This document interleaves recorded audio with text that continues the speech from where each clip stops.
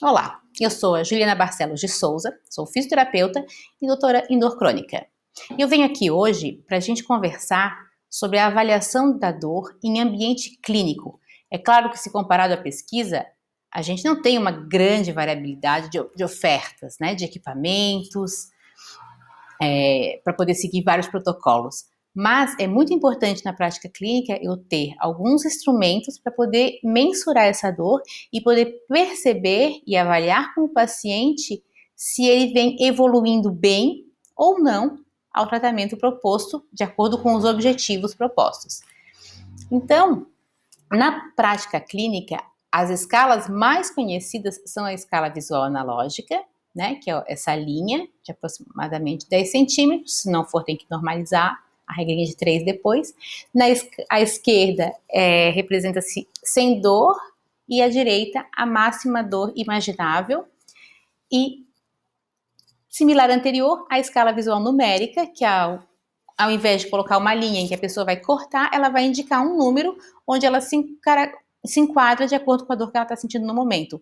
É muito importante a gente calibrar essa escala antes com a pessoa, por exemplo, falar de alguns casos de dor, a dor no parto, onde eu acho que ela estaria nessa escala, mais perto do 10, mais perto do 0, dar exemplos de situação sem dor, para a gente ver se a pessoa consegue realmente caminhar pela escala de forma coerente.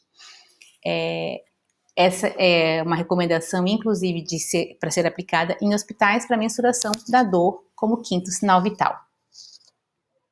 Outra forma importante da gente usar na clínica é a classificação da dor. É eu conseguir identificar com o discurso do paciente se essa dor ela é uma dor de característica crônica ou aguda, de acordo com essa duração, se ela acontece com qual frequência no mês, na semana ou no dia, quanto tempo dura essa crise de dor. Lembrando que, embora a dor crônica seja determinada de forma teórica pelo ponto de corte de uma dor que persiste por mais de 3 meses, não seja coerente com a lesão ou com as estruturas do corpo, onde o paciente refere dor, a gente já pode identificar que a pessoa está evoluindo em direção a uma dor crônica antes dos 3 meses, simplesmente pelo fato dessa dor não estar evoluindo, não estar escalonando em função como deveria. Tá? Então é muito importante estar atento e agir o mais precoce possível se essa dor estiver cronificando. Outra característica que tem que ser classificada é se a dor é nociceptiva, nociplástica ou neuropática, que seria sua patogênese. Assim como a causa, se a dor é primária, secundária, a qual causa ela está associada, e a localização, em quais partes do corpo que o paciente sente dor. E aí vem uma outra pergunta: quando avaliar? E quais são as desvantagens de avaliar a dor? A gente falou na avaliação como um benefício para a gente poder acompanhar a progressão do tratamento, mas ela também apresenta desvantagens. Porque se a gente avaliar, por exemplo, no caso da fisioterapia, a dor quando a pessoa chega no consultório e quando ela sai, eu estou sempre com foco na dor. E se o que eu quero numa situação de dor crônica é dessensibilizar essa via, eu preciso ativar outras sensações, outras emoções e outras percepções. Então, eu posso focar na função. O ganho de funcionalidade pode ser um excelente marcador, muito melhor em alguns casos do que a própria dor, para a gente acompanhar ao longo de um tratamento que se faz com uma frequência tão aproximada, ao contrário de um médico onde ele vai talvez uma vez por mês, né? Mas as sessões com o fisioterapeuta, elas são mais sistemáticas, elas têm uma frequência maior ao longo do mês, e se a gente ficar focando na dor, a gente não está ajudando a dessensibilizar essa via. Aqui a gente tem um artigo onde justamente a gente só avaliou a dor em etapas, em momentos bem distintos, e a gente consegue perceber que houve uma redução na dor, né? Após o tratamento, 4 meses depois e 1 ano após a alta. Então, a gente fez o tratamento focando na função, focando nos objetivos do paciente e não especificamente na dor, mas ela reduziu. E se a gente ficasse focando sempre na dor, talvez a gente não tivesse nem tido esses resultados.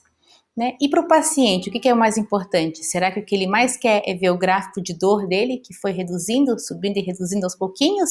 Ou ele quer ver a sua melhora funcional, a sua participação social, participação no trabalho? É óbvio que ele quer a função sem a dor, mas é muito importante a gente ter registros, pois a memória é traiçoeira e os pacientes às vezes esquecem de como eles chegaram no início do tratamento. Então, estabelecer objetivos terapêuticos com o paciente é uma ótima estratégia também para mensurar, porque não necessariamente a dor vai ter mudado no final do tratamento, mas a funcionalidade, a quantidade de movimentos que ele faz, de atividades que ele realiza ao longo do dia, aumentando, já é um excelente indicativo de melhora, de sucesso do tratamento. Né? Ele se expõe mais fisicamente, embora a dor esteja ali também, mas subiu função e a dor agora está encostando ali. E qual que é a diferença, né? O que leva um tratamento para o sucesso ou para o fracasso?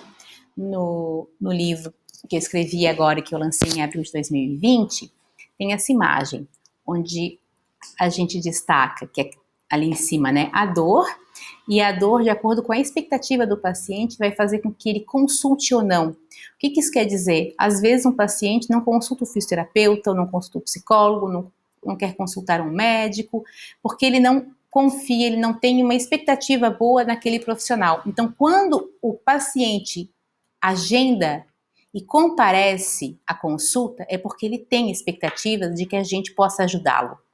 E nessa situação, a gente tem que avaliar, fazer toda a nossa, né, a parte profissional e legal, e prestar atenção nas expectativas que o paciente tem com o nosso tratamento. Porque expectativas muito altas, a gente pode não conseguir chegar lá. Então é necessário modular as expectativas para que o paciente e o terapeuta, o fisioterapeuta, estejam em sintonia e sabendo aonde é o nosso limiar para o tratamento. É óbvio que a gente quer ultrapassá-lo, mas a gente não deve ficar abaixo disso. E expectativas muito altas, lá no final, elas são percebidas como fracasso pelo paciente. Por mais que a gente tenha os gráficos, os dados para mostrar que ele melhorou, ele não percebe a melhora que ele esperava ter. Então, o tratamento não foi um sucesso por falta de modulação das expectativas. Isso é uma estratégia terapêutica muito importante, inclusive para a adesão do paciente no tratamento. Né? Então, essa é a imagem desse livro, né? E era isso que eu tinha para conversar com vocês hoje. É importante avaliar a dor, sim, mas não foquem só nela. Tentem focar nas atividades de vida diária que o paciente consegue fazer a mais. Porque focar na dor é focar na via sensibilizada, deixar o paciente com uma tendência mais hipervigilante ao sintoma de dor. Até a próxima!